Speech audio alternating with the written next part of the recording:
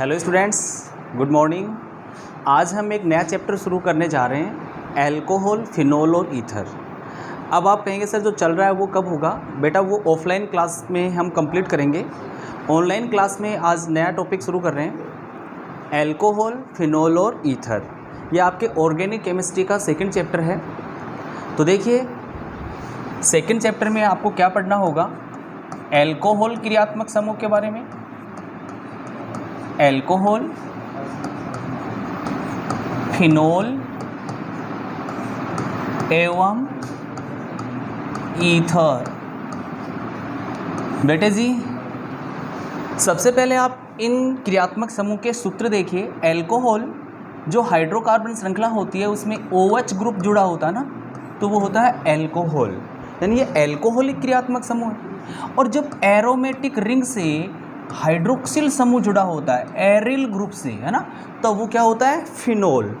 और ईथर में क्या होता है कि ऑक्सीजन की जो दो संयोजकताएं होती हैं वो दो अलग अलग एल्किल समूह, वो वैसे सेम हो सकते हैं लेकिन दोनों एक ही कार्बन से न कंप्लीट होकर के दो अलग अलग कार्बन से जुड़ी हो, तो वह क्रियात्मक समूह ईथर होता है। तो बेटे जी, हम शुरू करेंगे आज अल्कोहल के बारे में। देखिए, हमें पढ़ना क्या है, चाहे अल्कोहल टॉपिक हो, चाहे फिनोल हो, चाहे ईथर हो। इस चैप्टर में हम पढ़ेंगे क्या? हम ये पढ़ेंगे, सबसे पहले पढ़ेंगे हम वर्गीकरण। क्या पढ़ेंगे? सबसे पहले वर्गीकरण, और वर्गीकरण के बाद में हम पढ़ेंगे नामकरण। वर्गीकरण के बाद में क्या पढ़ेंगे? नामकरण। जैसे हम अल्कोहल शुरू करें तो अल्कोहल का सबसे पहले हम पढ़ेंगे वर्गीकरण, उसके बाद में पढ़ेंगे नामकरण। अब नामकरण की दो पद्धतियाँ होती हैं, है ना, वैसे तो तीन, लेकिन आपके सिलेबस के अनुसार अगर हम देखें तो सामान्य नाम पद्धति और IUPAC पद्धति, है ना, एक व्युत्पन्न पद्धति भी होती है। तो नामकरण की दो पद्धतियां पढ़ेंगे, सामान्य नाम पद्धति जो रूढ़ पद्धति भी होती है, और दूसरी IUPAC, ठीक है, IUPAC। तो इसके अनुसार नामकरण कैसे होता है ये हम सीखेंगे अल्कोहल का। इसके बाद में बेटा विरचन की विधियां, विरचन की विधियां। देखिए, विरचन मतलब संश्लेषण, है ना। अल्कोहल कैसे बनाया जाए, अल्कोहल को कौन कौन सी विधियों से हम बना सकते हैं, ठीक है। तो अल्कोहल का विरचन पढ़ेंगे, और अल्कोहल का औद्योगिक विरचन भी हम देखेंगे कि अगर हमें बड़ी मात्रा में अल्कोहल बनाना होता है, जहाँ पे हजारों लाखों लीटर अल्कोहल बनाया जाए, औद्योगिक विरचन, है ना, तो वहाँ पर कैसे करते हैं, तो वो भी हम पढ़ेंगे। और विरचन के बाद में हम पढ़ेंगे बेटा भौतिक गुण। भौतिक गुण, अब आप सब जानते हैं कि भौतिक गुण कौन से होते हैं। भौतिक गुण जैसे अवस्था है, रंग है, गंध है, विलेयता है। कि अल्कोहल के बारे में हम पढ़ रहे हैं तो अल्कोहल का रंग, गंध, अवस्था, है ना, उसकी विलेयता, उसका गलनांक, उसका क्वथनांक, है ना, तो मेल्टिंग बॉइलिंग पॉइंट, और इसके अलावा उसका घनत्व है ना, इन सब बातों का अध्ययन करेंगे हम उसके भौतिक गुणों में। तो वर्गीकरण, नामकरण, विरचन की विधियाँ, भौतिक गुण, और उसके बाद में हम पढ़ते हैं रासायनिक गुण। रासायनिक गुण, अब रासायनिक गुणों का मतलब कि अल्कोहल जो क्रियात्मक समूह है उसकी अभिलाक्षणिक क्रियाएं कौन सी हैं, कि किस प्रकार की ये क्रियाएं करता है और किन से क्रिया करता है और कौन से उत्पाद बनाता है, ये हम इसके रासायनिक गुणों में पढ़ेंगे। बेटे जी, इसके बाद में हम पढ़ते हैं उपयोग। उपयोग, ठीक है, जैसे अल्कोहल है तो अल्कोहल का क्या उपयोग है। तो इस प्रकार से चाहे वो टॉपिक कोई सा भी हो, हम लोग अल्कोहल, फिनोल और ईथर में अगर अल्कोहल के बारे में पढ़ रहे हैं तो इन सारी बातों का अध्ययन करेंगे, और अगर फिनोल के बारे में पढ़ रहे हैं तो भी हम वर्गीकरण, नामकरण, विरचन, भौतिक गुण, रासायनिक गुण और उपयोग पढ़ेंगे, और अगर ईथर के बारे में पढ़ रहे हैं तो भी हम इन्हीं चीज़ों का अध्ययन करेंगे। ओके बेटा, तो अब हम स्टार्ट कर रहे हैं अल्कोहल। तो बताओ अल्कोहल में सबसे पहले क्या स्टार्ट करेंगे? बताओ, वर्गीकरण। तो वर्गीकरण जो होगा वो देखिए, OH समूहों की संख्या के आधार पर,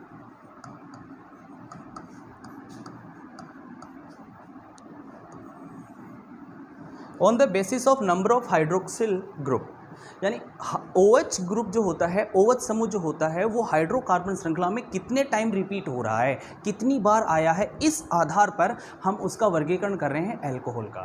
ठीक है, तो इसमें आप जानते हो अगर वन टाइम आता है, एक बार आता है, तो एक के लिए कौन सा वर्ड इस्तेमाल करते हैं बेटा? मोनो। ठीक है, दो के लिए डाई, तीन के लिए ट्राई। तो जैसे कोई भी हाइड्रोकार्बन श्रृंखला है ना, जैसे CH3, CH2, CH2 और CH2, और ये फ्री वैलेंसी, इस फ्री वैलेंसी से OH ग्रुप जुड़ गया। तो अब आप देखोगे कि पूरा जो यौगिक है, उस कंप्लीट यौगिक में OH समूहों की संख्या कितनी है, OH ग्रुप कितने, आपको संख्या देखनी है। तो देखो, कार्बन मत गिनो, OH गिनो, OH तो एक ही है, तो एक का मतलब मोनो। तो इसको हम किस वर्गीकरण में लाएंगे? Monohydric alcohol, monohydric alcohol. ये मोनोहाइड्रिक एल्कोहल मतलब कोई हमसे कहे कि कोई मोनोहाइड्रिक एल्कोहल है, तो हम उसका क्या अर्थ निकालेंगे कि यार उसमें एक OH ग्रुप है ना, वो मोनोहाइड्रिक एल्कोहल हो गया। ऐसे ही अगर कोई कहे डाईहाइड्रिक एल्कोहल, तो डाईहाइड्रिक एल्कोहल, तो बेटे जी डाईहाइड्रिक जैसा नाम है, डाई मीन्स टू, तो OH ग्रुप कितने आएंगे? दो आएंगे। ठीक है, OH ग्रुप कितने होंगे? दो। तो देखिए, अब OH ग्रुप दो जो हैं वो डिफरेंट कार्बन पे होंगे, एक ही कार्बन पे दो OH नहीं होंगे। अगर एक ही कार्बन पर आप दो OH ऐसे कर देते हो ना, तो फिर उसमें क्या होगा बेटा? H2 मोलिक्यूल रिलीज हो जाएगा, है ना, और H2 मोलिक्यूल रिलीज होने के बाद में कार्बोनाइल ग्रुप यानी एल्डिहाइड बन जाएगा। इसलिए एक कार्बन पे दो OH कभी न लगाएं, अलग अलग कार्बन पे दो OH लगाएं। तो डाईहाइड्रिक एल्कोहल का मतलब आप समझ गए होंगे। ऐसे ट्राईहाइड्रिक एल्कोहल, अब आप बताओ, ट्राईहाइड्रिक एल्कोहल में ट्राई शब्द क्या कह रहा है? कि तीन OH ग्रुप हो, तीन OH ग्रुप हो, कार्बन नहीं काउंट करने हैं। कार्बन बेटा तीन हो चाहे चार हो, उससे फर्क नहीं पड़ता है।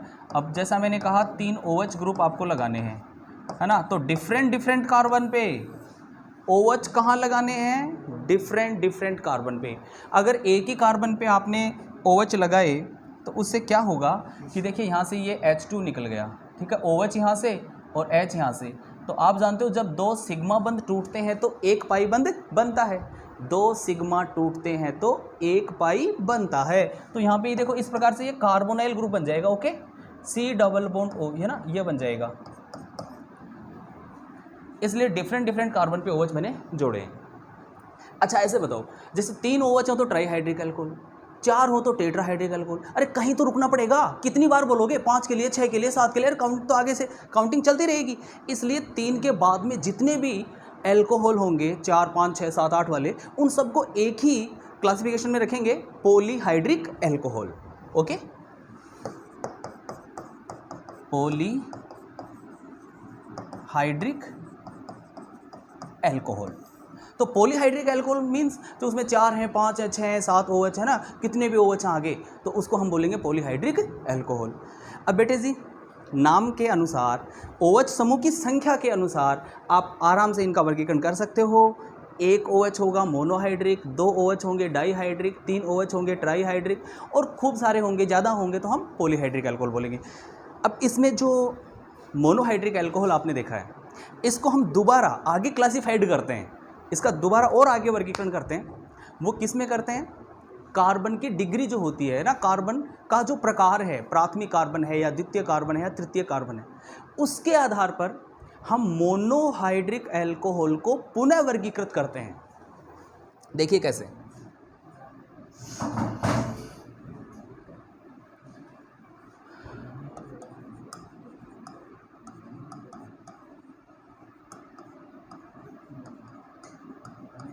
अब देखिए, मोनोहाइड्रिक एल्कोहल का हम दोबारा वर्गीकरण कर रहे हैं, वो कैसे होता है? एक होता है बेटा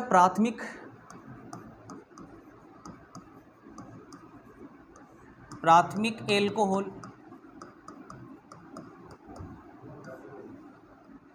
एक होता है बेटा द्वितीयक एल्कोहल,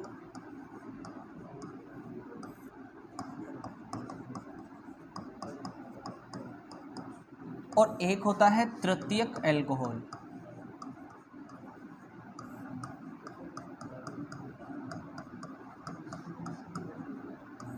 ओके, काफ़ी स्टूडेंट तो इस नाम से समझ गए होंगे कि प्राथमिक का क्या मतलब होगा, द्वितीय का क्या मतलब होगा और तृतीय का क्या मतलब होगा। दरअसल हम जानते हैं कि कार्बन है वो 4 प्रकार के होते हैं, प्राथमिक कार्बन, द्वितीय कार्बन, तृतीयक और चतुष्क कार्बन। देखिए, जो चतुष्क कार्बन होता है वो अपनी चारों वैलेंसी कंप्लीट कर चुका होता है, इसलिए उस पर कोई भी ग्रुप हम ऐड नहीं कर सकते, कोई भी ग्रुप उस पर जोड़ नहीं सकते। इसलिए जो तृतीय कार्बन है या द्वितीयक है और प्राथमिक कार्बन है, उनसे हम OH ग्रुप जोड़ सकते हैं। ये देखिए, इसको बोलते हैं प्राइमरी अल्कोहल 1 डिग्री। इसका मतलब क्या होता है कि जो एल्कोहलिक समूह होता है यानी OH है ना, OH जो एल्कोहलिक समूह होता है वो 1 डिग्री कार्बन से जुड़ा होगा। 1 डिग्री मतलब प्राथमिक। देखिए CH3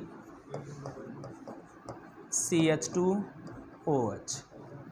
अब मैं आपसे कहूँ बेटा OH जो है ना वो जिस कार्बन से जुड़ा है वो कितना डिग्री है, तो डिग्री कैसे निकालते हैं आपको मालूम है। यहाँ देख लीजिए, दोबारा एक एग्जांपल दे रहा हूँ।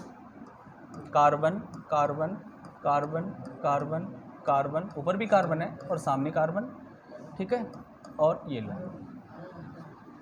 अब मैं आपसे कहूँ कि इस कार्बन की डिग्री बताओ, मतलब ये किस प्रकार का कार्बन है, तो आप कहेंगे कि ये कार्बन तो केवल एक कार्बन से जुड़ा है, केवल इससे, तो ये हो गया 1 डिग्री। और ये वाला कार्बन कितना है, 3 डिग्री।